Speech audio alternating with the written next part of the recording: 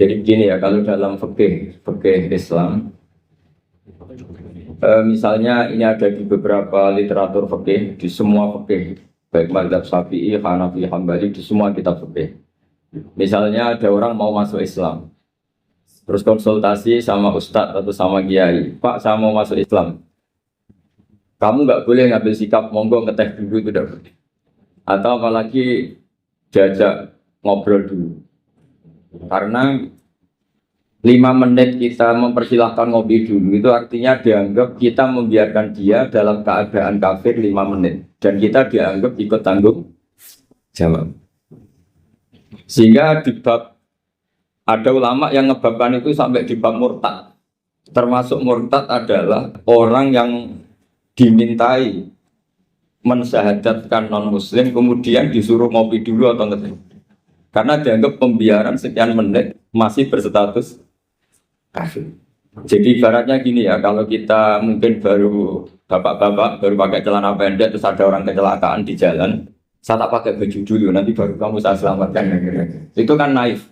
Kalau begitu saja naif, apalagi orang yang kafir kemudian pas mau minta disyahadatkan kita bilang monggo mandi-mandi dulu, ngeteh-ngeteh dulu. Berarti ada pembiaran sekian menit, dia masih berstatus. Artinya begini, kalau dia saat itu kok dimatikan oleh Israel, berarti mati dalam status kafir. Dan kita ikut tanggung jawab, karena harusnya bisa Islam, andai kan kita mensyahadatkan saat itu juga. Jadi itu bab-bab yang dianggap ekstrim dalam kutubil fikih, bab-bab fikih. Makanya dalam kitab fikih, saya berkali-kali ada non-muslim mau bersyahadat ke saya, itu saya bilang ke santri-santri saya, saat itu juga harus kamu ajarin, semua pakai bahasa Indonesia. Yang penting status kafirnya apa? Hina. Baru setelah itu ada hukum sosial ya, mungkin kita nawarin teh atau kopi atau apa. Makanya di sini dibabkan bab seseorang harus tergesa-gesa atau bercepat-cepat atau ngambil sikap bergegas untuk melakukan kebaikan. Terus ayat kedua yang dipakai Sayyidina bin Abi Salam itu begini. Ketika Allah mensifati orang munafik, status orang munafik itu apa? Wa idza qamu ila sholati qamu kusala. Mereka kalau dipanggil untuk sholat, dia berangkat tapi kusala secara malas-malasan. Sehingga untuk menunjukkan kita loyal sama Allah, itu ya paling tidak ada sikap di atas rata-rata. Makanya ada sa'i, ya, lari-lari kecil, tawaf juga disunatkan ada lari-lari kecil, disebut ar-romal, romal itu lari-lari kecil. Untuk menunjukkan bahwa kita loyal sama Allah itu tidak sak kobri cara Jawa. Nah itu dibabkan sendiri. Jadi beda antara tergesa-gesa sama ekspresi serius. Jadi musyawarah itu ya kira-kira kan nggak mungkin lah kita dipanggil rektor atau kiai atau orang tua kita terus jalan leha-leha itu kan nggak mungkin. Apalagi ini yang manggil Allah Subhanahu wa ta'ala. Makanya dibabkan faslun fil musyawarah ila nusi fiddina. Nah contoh yang diambil di sini begini. Ketika ada debat terbuka antara Fir'aun dan Musa, saya ulang lagi ya, ada debat terbuka antara Musa dan Fir'aun, kan Nabi Musa datang ke Fir'aun. Lalu kata Fir'aun, ini asal-usul ayat ini, saya terangkan sejarah. Kata Fir'aun, lalu kalau kamu tidak nuhankan saya, Tuhan kamu siapa?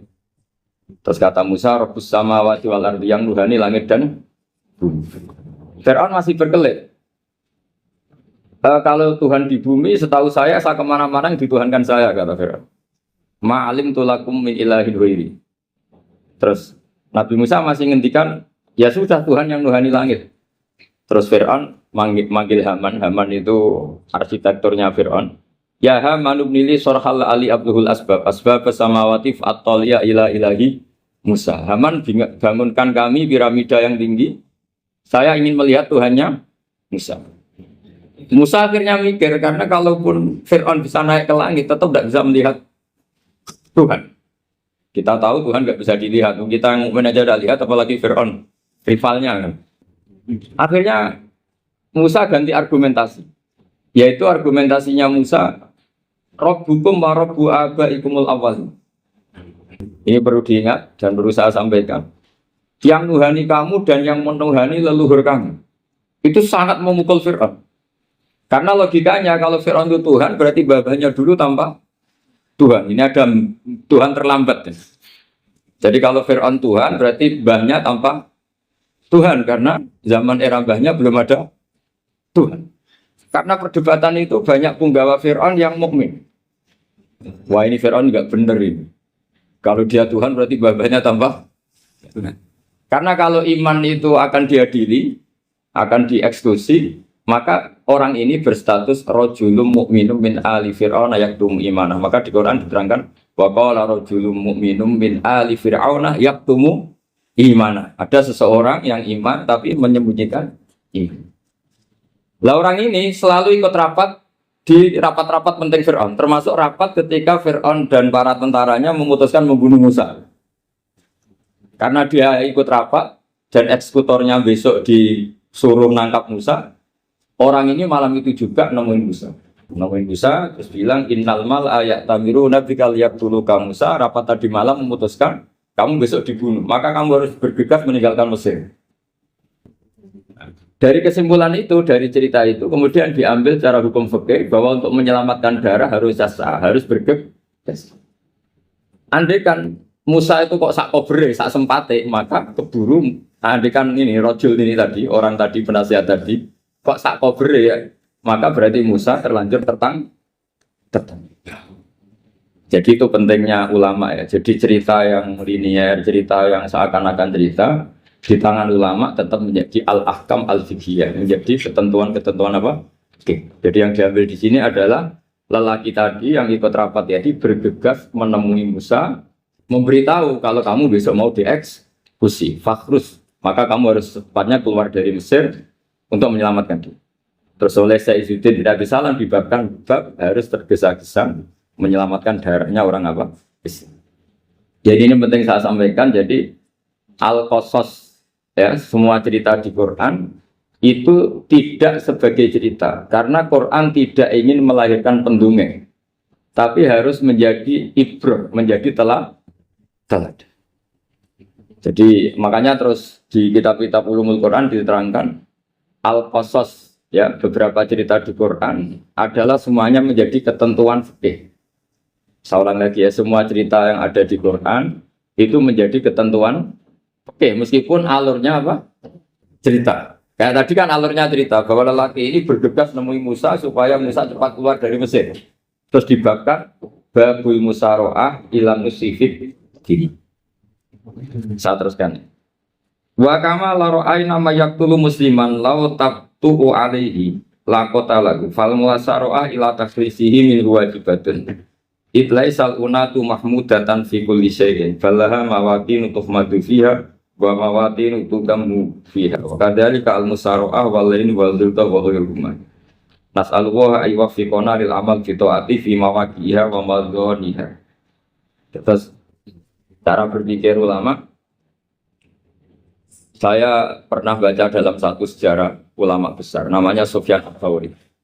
Sufyan Ats-Tsauri itu menjadi wali itu gara-gara kalau sholat di masjid itu beliau datang sebelum adzan. Saya ulang lagi, beliau datang sebelum adzan. Ditanya, kenapa kalau kamu datang sebelum adzan? Saya ini nggak ingin jadi hamba yang buruk. Hamba yang buruk atau pembantu yang buruk adalah setempe nunggu dipanggil. Misalnya kita tahu majikan kita pasti manggil jam 7. Kemudian jam 7 itu Anda masih ngopi, masih tata-tata, itu kan tidak menghormati majikan. Harusnya kamu setempe di jam yang saat itu pasti majikan Anda memanggil. Kata beliau, saya tidak ingin seperti pembantu yang buruk. Datang nunggu apa? Dipanggil. Jadi itu ada beberapa spirit atau inspirasi dari aturan-aturan mahabbah. Sebab itu ketika Allah kritik orang munafik, wa idza qamu ila sholati qamu kusala, ketika dipanggil sholat mereka datang bermalas-malasan. Karena tidak ada cintanya sama Allah, maka datang berlambat-lambat. Nah, berarti kalau ekspresi cinta mengharuskan kita datang bercepat.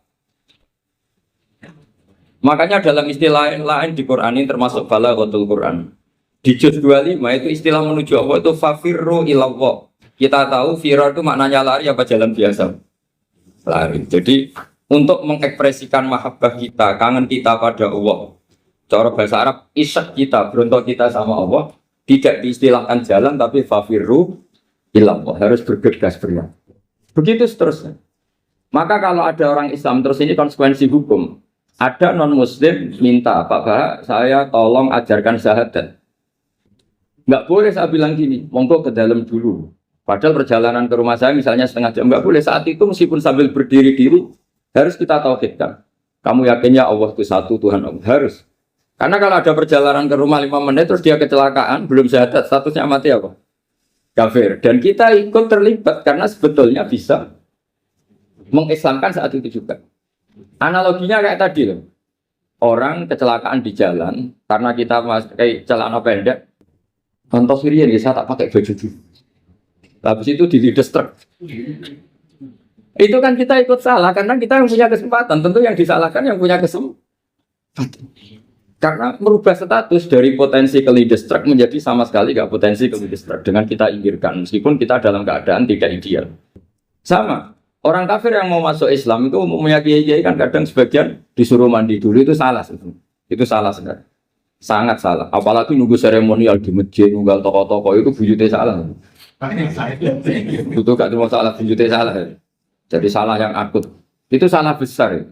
Kalau seremonial monggo, tapi kalau mengislamkannya harus saat itu. Apalagi seremonial seminggu lagi nunggu tokoh terkenal, nunggu disyuting dulu. Wah, itu perilaku show itu bukan mengislamkan itu. Makanya kita yang sebagai peneliti fikih itu kadang itu enggak sreg itu. Masa mau Islam nunggu di masjid dulu, di syuting dan tokoh-tokoh itu salah. Itu sama dia kamu lihat orang kecelakaan mau menyelamatkan ini ada wartawan enggak ya? Minta di syuting dulu sedang mati ini atau balik. Jadi kita normal saja dalam Islam sesuatu yang mendesak, yang emergensi ya perlakuannya harus cepat. Sehingga dibabkan faslun fil musaroah ila nusifid bin jimah. Jadi ada beberapa contoh di Quran memang aturannya seperti itu. Makanya semua redaksi Quran tentang menuju Allah diredaksi fafirru ilah. Makanya di tawaf ada ekspresi romal jalan agak cepat. Di sa'i juga ada momen-momen kita harus romal berjalan cepat. Di beberapa aturan juga seperti itu. Ya saya ulang lagi, di beberapa aturan Islam juga seperti itu. Nah sekarang efek di hukum haji. Saya banyak baca literatur haji. Haji dalam aturan Islam itu wujuban tarohiyah, wajib yang tidak langsung mendesak. Kemudian semenjak ada fakta kita harus nunggu, daftar tunggu. Itu kita sebagai ahli fikih itu gampang. Misalnya gini, saya umur 20 punya uang, sekarang berapa daftar? 25 juta ya. Saya umur 20 punya uang 25 juta. Saya jomblo misalnya, ya butuh nikah, ya butuh macam-macam. Itu wajib daftar haji apa enggak? Karena kalaupun daftar nunggu 20 tahun. 20 tahun kan asumsi umum masih umur 40, masih hidup lah kira-kira.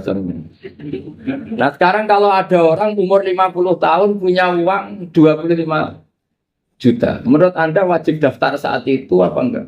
Wong daftar saja bisa game gitu. Jadi kalau misalnya umur 50 ditambah 25 kan 75. Itu kalau orang sumpah sudah cepat mati itu gara-gara gitu. Maka itu menjadi pertanyaan, apakah fikih ini kita rubah? Karena dulu kan orang itu longgar semua. Karena haji zaman Nabi pun tidak langsung dilakukan saat pertama diwajibkannya haji. Jadi Nabi punya sisi unik. Pertama ada tahun diwajibkannya haji, Nabi tidak langsung haji.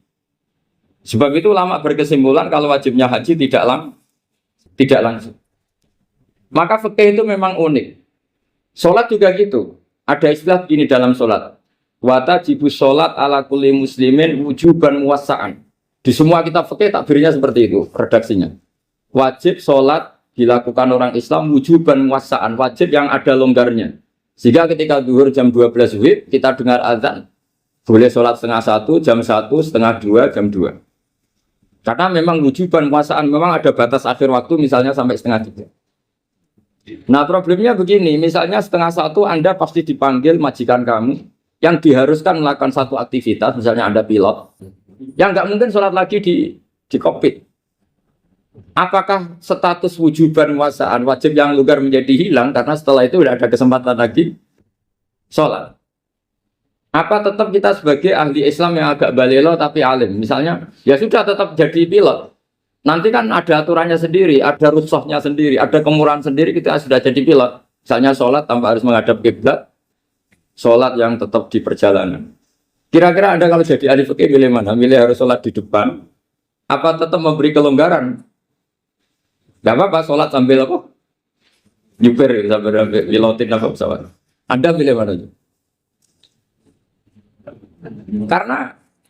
Karena kalau konstitusi ilmu itu memang harus ada dengan tanda kutip ya, memang harus ada nakalnya. Kalau nggak nakal malah gak sah. Memang unik ilmu itu. Karena ilmu itu kalau dipaksakan lurus terus, itu nanti malah bengkok karena menghilangkan rukhsahnya Allah, kemurahan Allah. Tapi kalau dipaksakan rukhsah terus, murah terus, nanti dianggap menyepelekan hukumnya Allah. Maka kita yang ahli fikih itu pusing. Misalnya saya sering ditanya, Gus saya ini supir bis, kan musafir terus, berarti saya boleh nggak puasa terus panjang Ramadan? Coba kalau ada jadi ahli fikih mesti bingung. Mau boleh, ya boleh terus supaya orang nggak peduli sama Ramadan. Mau mengatakan wajib puasa, kayak nggak peduli dengan kemurahan Allah yang membolehkan musafir tidak puasa.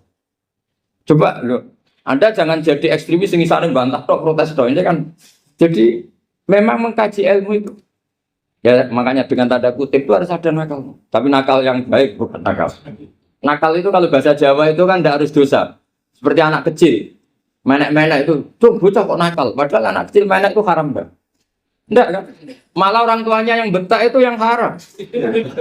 Yang nakal betul ya ibunya yang bentak cerewet itu. Karena ibunya orang yang sudah mukallaf, sudah tua, salah langkah yaitu bentak. Kalau anaknya naik meja itu ya sebenarnya bahasanya tidak nakal, lucu. Oh jelas pinter conggo iso munggah meja. Harusnya diapresiasi. Tapi rata-rata ibu semua akal mecah gelas. Malah boe malah mecah tabungan. Bapaknya malah tukang nguras tabungan. Sebetulnya senakal-nakalnya anak kecil, nakal orang tuanya itu pasti. Karena ini sudah kena khitab, sementara anak-anak belum kena khitab. Saya pernah punya tamu, karena di tradisi Kiai itu sering punya tamu. Bapak ibunya itu kultus sama Kiai, bentak anaknya disuruh salim sama saya. Anak kecil kan nggak mau jalan-jalan terus, marah. Tak marah orang tuanya tak marahin. Yang dosa itu kamu bentak anak. Kalau anak kecil itu kena diskon rufi al-qalamu ansalasin. Di antara aturan Islam apa? Tidak ada keharusan bagi 3 orang. 1 anak kecil sampai balik, 2 orang tidur sampai bangun, 3 orang gila. Artinya anak kamu itu tidak kena khitab untuk sopan sama saya. Kamu yang kena khitab baru sopan sama anak-anak. Nah ini ada Jawa itu kadang keliru. Jadi orang tua itu marah-marah memaksakan anaknya sopan. Padahal Allah memberi diskon anak kecil itu belum wajib sopan. Gak apa-apa ada tamu naik-naik itu. Asal masih anak kecil. Makanya Rasulullah ketika beliau sholat sujud itu Hasan Husain itu naik. Cara Jawa Nabi itu 3 tumpahan. Semua riwayat mengatakan Nabi itu diam saja, gak berani ngangkat. Sampai sahabat itu ada yang ngomong, ini Nabi sujud lama sekali ada apa. Jadi kita punya riwayat itu ya baru kayak sahabat yang agak nakal. Semuanya itu sujud, tapi bareng di atas rata-rata ada sahabat yang belakang ngomong, siapa tuh ini sujudnya kok lama. Barokahnya itu ditemukan riwayat, oh ono putune. Karena Hasan itu naik di atas punggungnya apa? Nabi itu andikan tidak ada yang ngomong, riwayat ini tidak ditemukan. Barokahnya ada yang mongok itu mungkin nih. Kalau sekarang mungkin semua masjid mongok. Nah orang sekarang jarang yang khusyuk. Kalau dulu hanya 1 yang di belakang. Setelah itu Nabi memberi penjelasan. Saya tadi sebetulnya harus mengakhiri sujud saya sesuai aturan umum. Tapi ada diri saya tak biarkan sampai dia puas naik punggung saya. Sehingga dia turun baru saya naik. Filosofinya apa? Begini. Anak kecil 1 tidak kena khitab. 2, jangan sampai sholat itu jadi problem. Kalau Nabi nyentak Hasan, membentak, tuh ono bae sholat kok diganggu, maka sholat menjadi trauma. Gara-gara sholat bahasa bentak saya. Lama-lama anak ini trauma dengan sholat, karena dianggap problem. Makanya saya termasuk kiai nggak berpendapat anak kecil nggak boleh di masjid. Sering kan anak kecil di masjid, ayo khutbah ramai. Saya termasuk setuju tetap boleh. Kalau dibentak di masjid, maka dia trauma dengan masjid. Bangsa ke masjid dibentak. Lagi pula kadang-kadang orang tuh gaya-gaya nantok. Wah, rame orang khutbah. Rame nih. Padahal kalau nggak diramein anak-anak malah belum tidur. Kita kan nggak bisa menjamin kalau perilaku kita lebih baik gitu. Mendingan kan anak-anak main di masjid timbang di karaoke ya. Jadi kan, ya ini maksudnya saya, ini fikih ya. Fikih itu wilayahnya, makanya jadi ahli fikih itu susah-susah gampang. Jadi kan jangan hanya berpikir protes dengan ketentuan fikih, mengkaji yang sebanyak-banyaknya. Itu tadi, misalnya Anda seorang supir permanen. Supir bis terutama, kalau truk kan bisa leha-leha, kalau bis kan apa ada deadline-nya ya waktu. Seperti bis jurusan Surabaya Semarang, saya kan sering naik bis jurusan Surabaya Semarang. Kadang-kadang supirnya melihat saya tanya, "Gus, saya ini supir. Saya ini Ramadan itu gimana ini?" Ya saya sudah ngerti setengah nakal, dan senengnya dijawab rasa poso ya santai. Tapi masalahnya secara fikih kalau kamu mengatakan kamu harus puasa terus, kamu melanggar konstitusi ilmu. Memang musafir punya diskon, boleh tidak puasa. Pertanyaannya, bayarnya kapan? Wong Syawal ya nyupir lagi, kok dah nyupir lagi nanti sampai Ramadan ya. Nah terus, ya pas kamu cuti, biasanya cutinya pas sakit, boleh diskon lagi karena sakit. Coba. Nggak, andai kan Anda jadi ahli fikih milih zaman. Lo kalau orangnya soleh terus kayak ustadz-ustadz di sini kayak dosen UI kan, masa dosen UI Universitas Islam nggak Islami kan nggak mungkin. Mungkin memilih poso kan. Masalahnya ini kan hukum untuk orang kebanyakan, nggak boleh hukum musuh gak kuat. Bu sahur jam 3:30 ngombe vitamin pokoknya harus kuat. Itu udah hukum, itu saran. Hukum itu beda dengan saran. Hukum itu hanya berpijak musafir itu boleh. Stop. Kalau saran memang boleh, ya usahakan kamu makan 3:30 pas fit, terus kalau nyumpir selesai jam 10, nanti istirahat. Memangnya majikan bisa ngatur jamnya? Itu fikih. Maka menjadi perdebatan, yang namanya pergi itu apa? Menurut Imam Syafi'i, pergi itu ya dari rumahnya ke tempat yang asing, yang tidak wilayahnya namanya pergi. Menurut Imam Ahmad bin Hanbal enggak? Pergi itu tidak kerja. Jadi orang yang supir yang seperti itu namanya tidak pergi, tapi kerja. Tanyakan ke publik, misalnya jenengan ke UI, istri kamu atau suami kamu ditanya, istri kamu kemana? Kira-kira jawabnya bilang pergi, jalan-jalan, apa bilang kerja? Kerja. Makanya kata Imam Ahmad bin Hanbal, mudi mustafar atau orang yang berprofesi, yang profesinya memang harus pergi, kayak traveling atau supir, maka itu namanya tidak pergi, namanya itu kerja. Karena apa? Sekali distatuskan pergi, maka ikut status yang dikatakan Allah dan Rasul dapat diskon, boleh tidak puasa. Maka terus kita debat tentang definisi. Nah, definisi ini penting karena yang menjadikan hukum rubah itu definisi. Misalnya gini, Mbak ini ngaji saya. Statusnya kalau pakai status saya ajnabi, orang lain Bapak ajnabiyah, maka hukumnya saya melihat Bapak ini haram karena statusnya ajnabi melihat ajnabiyah yang tidak mahram. Tapi kalau di fikih itu ada statusnya. Di antara lelaki boleh muwajahah sama perempuan adalah 1 untuk belajar, 2 untuk muamalah, 3 untuk kesaksian, 4 untuk pengobatan. Itu kan ada pengecualian. Sehingga statusnya sekarang Mbak itu belajar, apa ingin melihat Gus Bah atau Gus Bah itu mengajar atau ingin melihat Mbak? Itu statusnya bisa rubah. Ya. Makanya kalau sebetulnya kalau kita marung di warung misalnya Padang, kita nggak pilah-pilah, kebetulan pelayannya perempuan itu masih bisa dikilah cara fikih. Saya muamalah marung, cuma kebetulan penjaganya. Tapi masalahnya Pak ini punya daftar penjaga yang cantik, itu masalah. Maka pertanyaannya itu marung ke situ demi marung, apa demi melihat? Tidak jawab saja. Demi marung apa demi melihat? Kalau demi marung supaya kenyang, penjaga yang sangar-sangar juga banyak. Akhirnya kalau demi makan, penjaga yang cowok kan banyak. Kalau demi melihat, berarti yang dihitung kan niatnya. Berarti karena muamalah apa karena melihat? Melihat. Itu status. Jadi makanya kalau mudi musafar itu namanya orang pergi atau orang kerja? Orang kerja. Maka menurut pikirannya Imam Ahmad bin Hanbal seperti itu harus puasa. Karena dia adalah pekerja, bukan musafir. Lalu dalam masalah jumlah 3 hari misalnya. Kalau dalam fikih kita, nggak saya kenapa ngomong fikih terus ya, karena banyak yang melupakan fikih. Jenengan pergi haji. Zaman Nabi haji itu jamak dan qashar terus. Padahal hajinya Nabi itu, haji itu minimal kan berapa hari minimal itu? 9, 10, 11, 12. Sebenarnya haji itu minimal hanya 4 hari. Karena 13 Dzulhijjah bisa nafar apa? Awal. Kalau nafar awal berarti nggak ada kewajiban nafar sani. Berarti yang wajib betul kan tanggal 9 Wukuf di Arafah, terus 10 biasanya ifadah sama balang jumroh apa? Akobah, terus 11, 12 itu kan sudah boleh cabut karena apa? Nafar apa? Awal. Berarti nggak usah nafar apa? Sani. Berarti hanya berapa? 4. Tapi Nabi haji di Mekah Medina itu sampai 40 hari karena perjalanan. Pertanyaannya ketika Nabi menjamak dan mengqasar itu cara Imam Syafi'i lis safar. Karena Nabi orang Medina datang ke Mekah dengan jarak 460 kilo, maka Nabi boleh jamak dan qasar. Jadi pikiran Imam Syafi'i, jamaknya Nabi itu lis safar karena pergi. Cara pikiran Imam Malik enggak, jawabnya Nabi itu lin nusuk. Nabi menjamak sholat itu karena melakukan ibadah haji. Efeknya adalah orang Mekah kalau haji itu cara Imam Malik meskipun jaraknya dekat boleh apa? Boleh apa? Qasar, boleh jamak qasar. Lalu terus ada pertanyaan fikih lagi. Lalu jamak qasar itu karena pergi apa karena masyaqqah? Karena repot. Coba kalau sampean kira-kira jawab.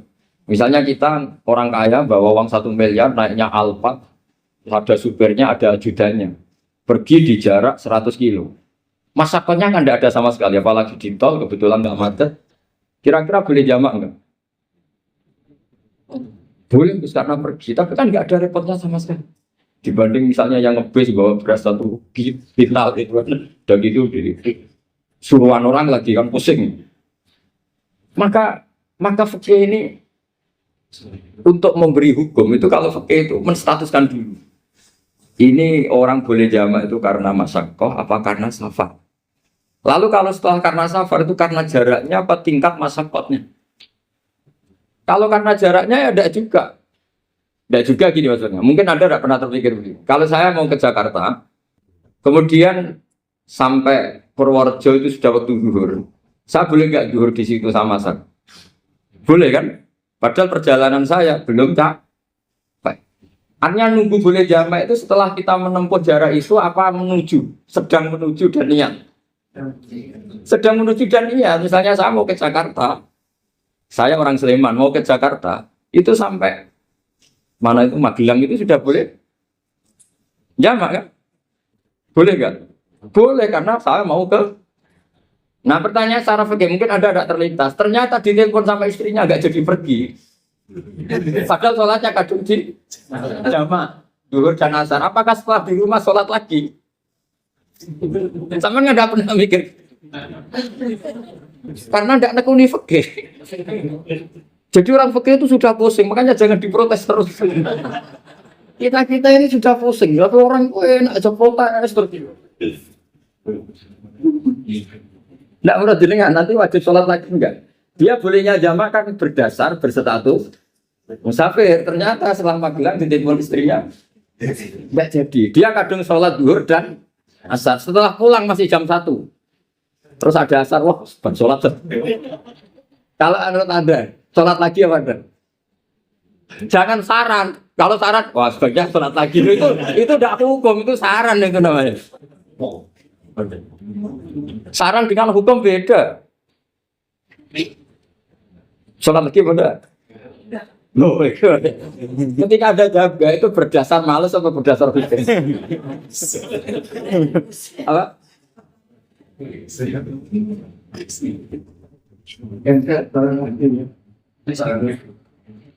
Nah kalau Anda sholat lagi, pertanyaannya gini, Allah itu tidak punya tradisi mewajibkan 2 kali. Pertanyaan fikihnya mesti gitu. Dan saat Anda di Magelang menjamak itu melakukan sesuatu yang disahkan oleh agama. Berarti pas Anda jamak zuhur asar, sesuatu pas melakukan itu kan berstatus sah dan boleh. Meskipun setelah itu ada masalah, istri kamu nelpon terus pulang. Tapi pas itu kan sudah dinyatakan oleh malaikat sah, Anda sudah zuhur dan asar. Kalau melihat itu tidak wajib mengulang. Tapi bisa saja malaikat ada yang usil. Itu sah karena Anda berstatus musafir. Berhubung status Anda hilang, maka poin Anda sudah sholat juga hilang. Kamu milih fikih yang mana? Jadi peneliti fikih itu beda dengan orang-orang yang dengarin protes. Beda karena nengkuni. Nengkuni itu beda karena ada konsekuensinya.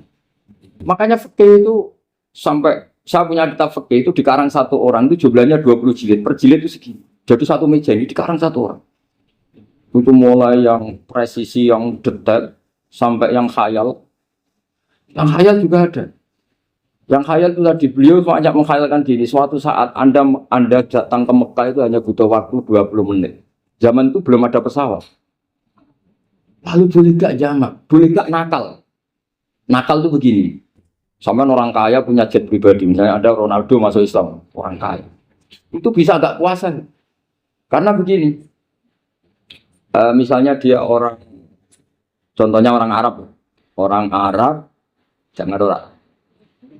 Gak, contohnya itu dibalik saja. Di sini itu kalau imsak jam berapa? Imsak Ramadan jam berapa? Di guys 3:30 aja biar aman ya. Kalau 3:30 kan mesti imsak. Dia terbang ke Mekah.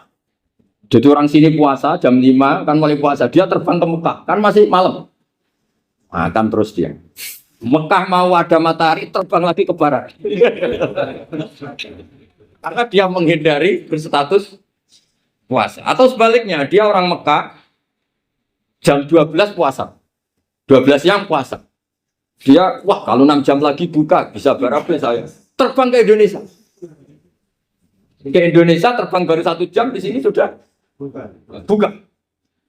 Itu khayal. Jadi itu ada khayalnya. Itu lama dulu sebelum ada pesawat sudah khayal gitu.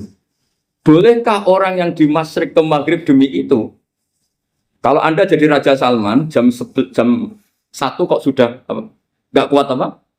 Puasa itu diberi saran terbang ke Indonesia. Itu kalau pakai jet kan nggak sampai 9 jam. 1 jam ke Jakarta. Sudah ada wow akbar. Boleh enggak? Lo mau kamu enggak bilang, oh enggak boleh. Wong di Jakarta sudah huruf syamsi. Masa sudah matahari terbenam orangnya enggak boleh? Buka. Salah apa? Kalau resikonya gini, sampean mungkin nggak mikir. Resikonya gini, kalau dia berstatus musafir, bolehnya buka karena musafir. Pertanyaannya dia wajib bayar. Kan musafir bolehnya kodok nanti harus bayar. Tapi kalau dia buka normal kan tidak harus bayar. Beda efek-efeknya beda. Sampean jangan protes, Gus. Baik gimana? Mau ngaji mana tidak senang. Ini kan ngajinya para dosen, para pegawai. Jadi harusnya itu jadi mufti. Ngaji untuk jadi mufti. Bukan ngaji untuk mendengarkan. Jadi makanya saya mohon jangan sering protes sama ulama. Ulama sudah pusing. Karena efek-efek hukum itu tidak gampang. Kayak tadi misalnya, kalau dia boleh buka atas nama musafir, resikonya wajib bayar. Masalahnya Raja Salman ini mau enggak gitu. Dia inginnya. Maka pertanyaannya itu kitab yang milik saya tadi yang 20 jilid tadi. Ulama itu mulai dulu sudah membayangkan bagaimana kalau suatu saat ada satu kendaraan. Kenapa ulama bisa membayangkan itu? Karena ada buruk. Meskipun mereka enggak numpak buruk hanya Rasulullah, tapi kan bisa membayangkan ada toyul waktu. Waktu itu bisa dilipat. Karena ulama dulu ahli astronomi, jadi bumi itu bulatnya gini, muternya gini. Berarti suatu saat ada satu ilmu di mana orang ngambil satu posisi terus melewati toyul waktu, ngalami lintasan waktu. Mulai dulu itu sudah dibicarakan. Pertanyaannya lalu status orang ini kayak apa? Misalnya tadi orang Mekah ingin cepat buka terbang ke Indonesia. Orang Indonesia menghindari imsak, misalnya 3:30. Dia belum sahur. Wah, kalau saya di Indonesia ini sifatnya sahur.